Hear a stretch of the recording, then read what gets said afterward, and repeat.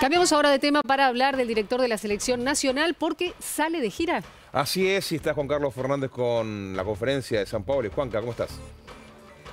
¿Cómo estás, Ale? Silvia, es verdad, en minutos nada más estaremos esperando la palabra del entrenador de la selección argentina, Jorge Sampaoli.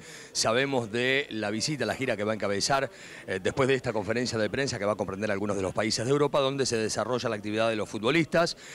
Una sala de prensa absolutamente repleta aquí en el predio de Ezeiza habitual donde va a llevar a cabo la conferencia de prensa. Sabemos que el itinerario que tiene pensado el entrenador de la selección argentina va a comprender en principio París. Allí se verá con Di María, después el recorrido con los jugadores de España, en Madrid precisamente y después en Sevilla, para terminar cuando estamos justamente en vivo observando la presencia, Ale, Silvia, Televisión Pública Noticias.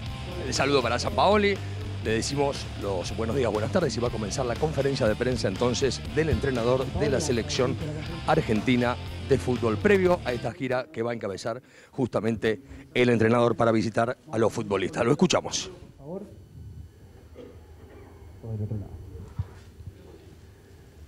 Va llegando el micrófono a destino.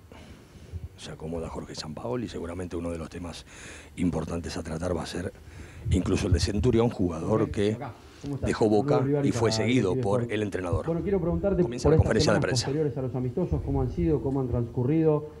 Sabemos y nos han comunicado que te juntaste con muchos jugadores del medio local. ¿En cuánto también te ha perjudicado no tener un amistoso del fútbol local para ver jugadores?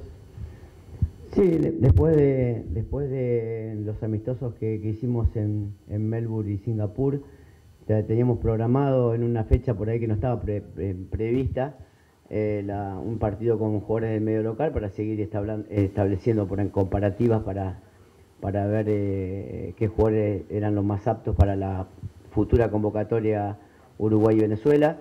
Lamentablemente no se pudo conseguir porque tampoco era una cosa que estaba pactada con tiempo, sino que nosotros la propusimos en un momento muy dificultoso de los equipos, pretemporadas, equipos también de otras ligas de selección local que no tuvieron la posibilidad de poder concretar ese partido.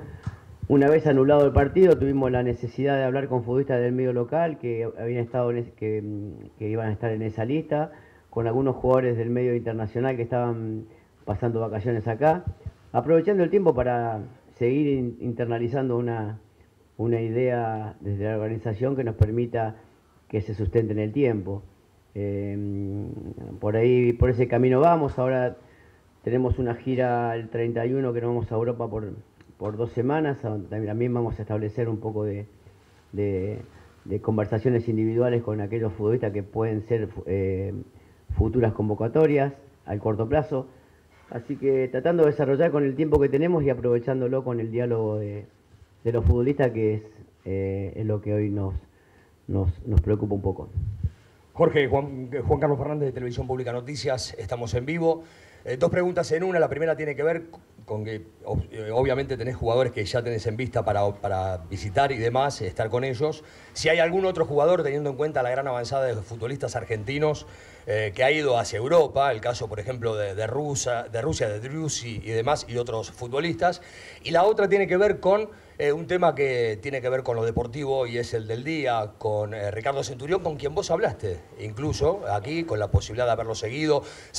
Te sabemos observador del fútbol local y demás, y de muchos futbolistas con los que estuviste hablando particularmente.